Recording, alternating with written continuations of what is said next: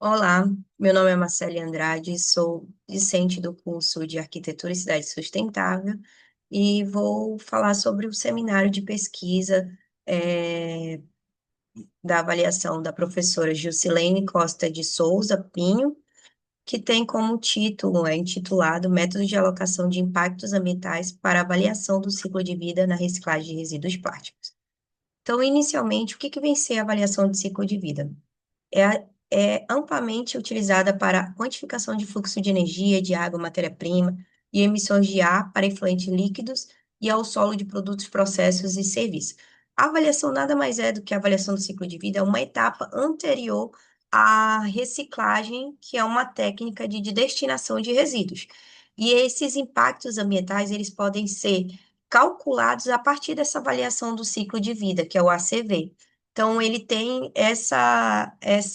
esse método de ser avaliado através desse ACV, né? E devido a esse processo de reciclagem, ele ter sistemas de produção como, primeiro, produz o material reciclado, e o segundo, usa o material reciclado, ele tem um processo que multifuncional. Então, por ele ter esse processo multifuncional, ele demanda a realização de alocação de desses encargos ambientais, né? Dessas, dessas emissões ambientais, né? Do que acontece na questão ambiental. Então, desses impactos, na verdade, dos impactos da reciclagem, né? Então, vamos dar continuidade. Só que o que acontece? Esse tipo de avaliação, ele tem que seguir um protocolo, ele tem que seguir um regimento, uma regulamentação, uma norma. E essa norma é o ISO, através da BNT, da NBR ISO 14040, que tem a avaliação do ciclo de vida através dos princípios e da estrutura. E o outro é através do ISO 14044, que faz a avaliação do ciclo de vida, onde ele cita os requisitos e as orientações, né? Então, ele segue esses princípios das normas, o ISO 14040 e o ISO 14044, que compreende algumas fases, que são elas, fases, instantes. Ah, cá. São quatro fases. A fase primeira, que é a definição do objetivo e do escopo. A segunda, que é o inventário de ciclo de vida, que é o ICV. E o terceiro, que é uma avaliação do impacto do ciclo de vida, que é o AICV. E por último, a interpretação dos resultados. Então, ele compreende quatro fases, o ISO, né? E ele tem que seguir esse protocolo, né? Então, o uso da ACV, ele torna possível a identificação desses pontos críticos e identifica essas oportunidades de melhoria na questão dos aspectos ambientais. Vou já passar aqui, que estou com problemas no computador. Aqui. Dando continuidade, então ele fala que o uso da CV, ele torna possível a identificação, que eu falei anteriormente, dos pontos críticos, identifica as oportunidades e a melhoria dos aspectos ambientais, tanto do produto e do processo, ao longo do ciclo de vida. Então, aqui uma figura dos plásticos, né, das classificações, tem o PET, tem o PAD, tem o PVC, tem o PEBD, tem o PP, o PS, entre outros. Então, a reciclagem de resíduos plásticos ela é considerada uma estratégia viável, segundo os aspectos tanto econômico, quanto tecnológico, quanto sociais e ambientais, tendo em vista a maior eficiência de recurso e redução da carga ambiental associada a seu uso. Um entendimento da questão da alocação, ele é um desafio, considerando que existem vários métodos que foram desenvolvidos para estudo do ACV, e ele tem essa dificuldade ainda na questão do uso da alocação. Então, com base nisso, o objetivo é buscar e discutir os métodos de alocação de impactos em ACV, de processos de reciclagem, para maior compreensão de como distribuir a carga ambiental de uma vida para outra, considerando o retorno ao mesmo ciclo produtivo ou um ciclo diferente, né? Que é o aberto e o fechado. Como foi a metodologia da pesquisa? Envolveu revisão bibliográfica acerca dos métodos de alocação de impactos ambientais, dos estudos da CV de processo de reciclagem, onde foi feita a pesquisa, realizadas as publicações, né? realizadas no período de 2013 a 2023, com base nos dados do portal do periódico CAPES. Primeiro, foi feita a identificação de métodos de alocação usados para quantificar esses impactos de reciclagem. Logo em seguida, a identificação dos estudos sobre os métodos de alocação específico para a reciclagem de plástico, seguido da verificação se os estudos de ACV que envolveram a reciclagem usam métodos de alocação e em caso positivo, né? Primeira etapa foi colocar as palavras-chave. Foram 5 palavras-chave utilizadas, que seriam alocação, ACV, impactos ambientais, reciclagem e plásticos. Na segunda etapa, houve a inclusão da reciclagem de plástico, que na primeira não tinha, só tinha apenas reciclagem, não reciclagem de plástico. Já na terceira etapa, dando continuidade, na terceira etapa, tá aqui. Ela envolveu as revistas que mais publicam artigos sobre a CV, que são duas, que foram citadas aí. Aí, nesse caso, eles colocaram outras palavras-chave, como ACV, foram 4 utilizados, ACV, impactos ambientais, reciclagem e plástico. E nessa parte do trabalho, ele não houve a palavra-chave alocação, também não foi colocado. Aí, como resultados e discussões. Ele também dividiu em etapas, né?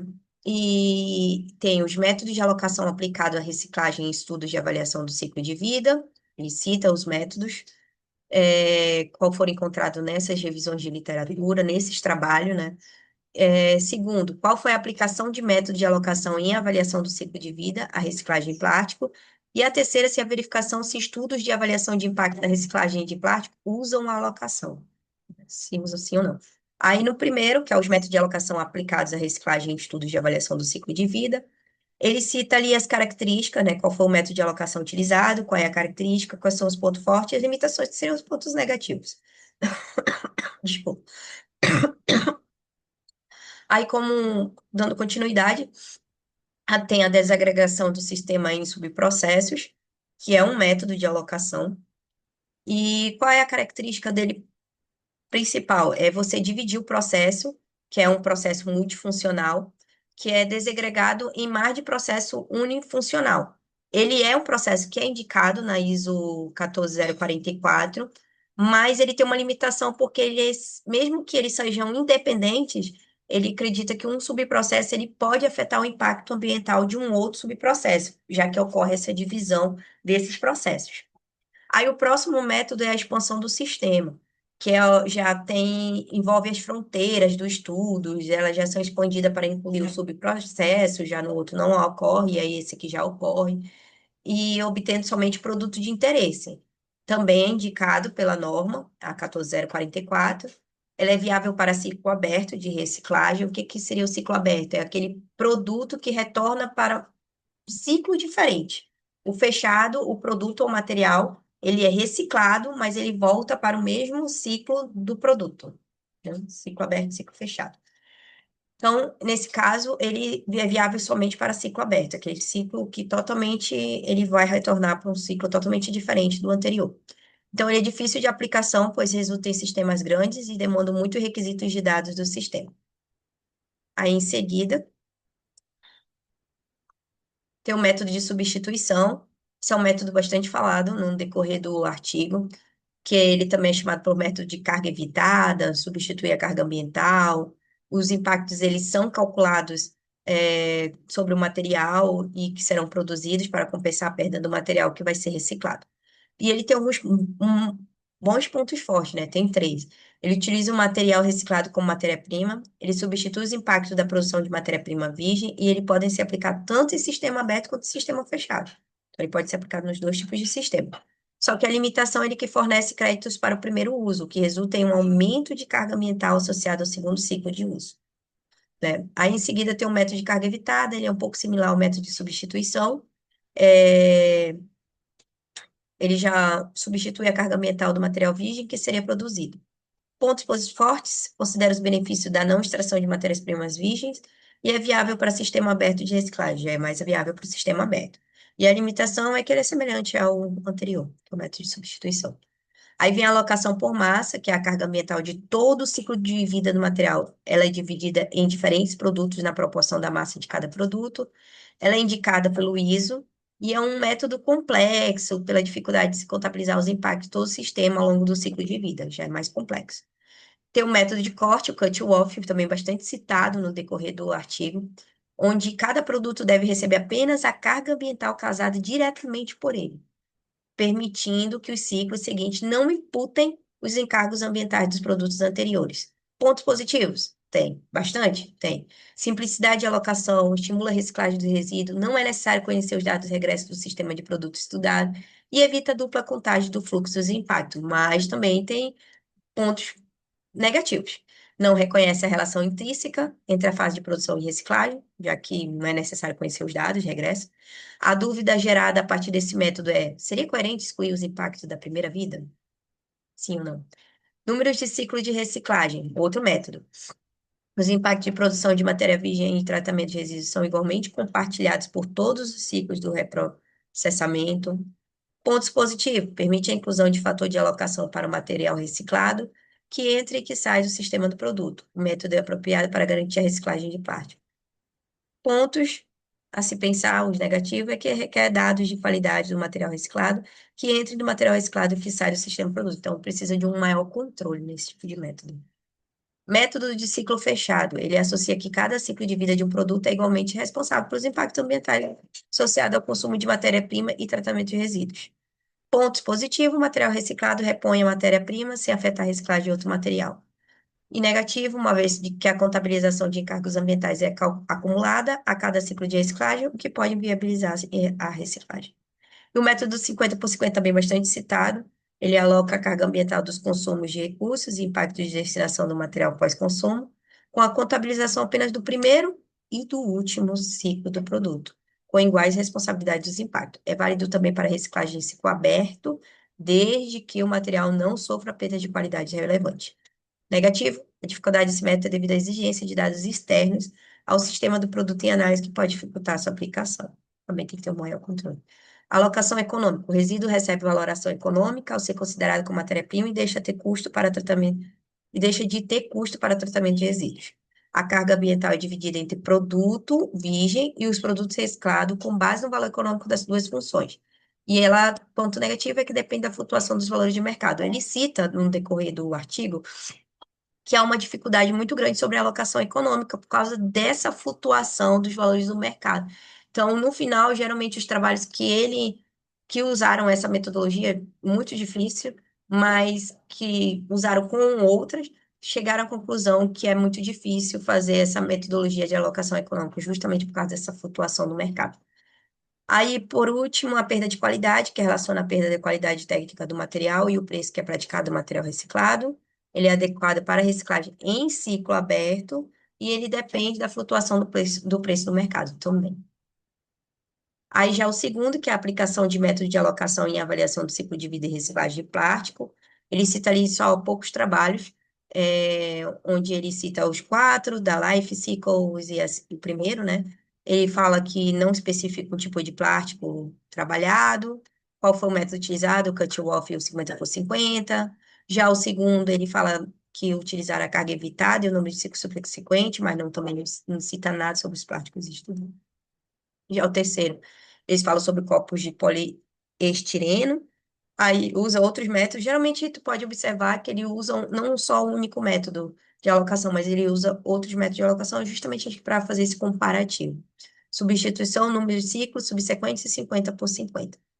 Aí, em continuidade, ele também faz uma observação, uma comparação da avaliação do ciclo de vida de reciclagem de copos de PS, que tem potencial para o aquecimento global. Aí ele bota quais foram os métodos de alocação que observaram isso, tipo produção PS virgem, 100% potencial de aquecimento global. Aí, em seguida, o número de ciclos, 65, substituição 55, 50 por 50, 50, cut-off 45. E aí, por último, a verificação se os estudos de avaliação de impacto da reciclagem de plástico usam alocação. Aí eles mostram que a primeira revista ele já encontrou muito mais, ali em torno de 20, aí vai decrescendo. Então, uma coisa que a gente observa que a quantidade de publicação ainda é pouca, né? Em 10 anos ainda existem poucas revistas especializadas que avaliam esse ciclo de vida de material reciclado, mas está crescendo. Então, como resultados e discussões, mostram que os diversos métodos são aplicados, mas há uma limitação, uma insuficiência.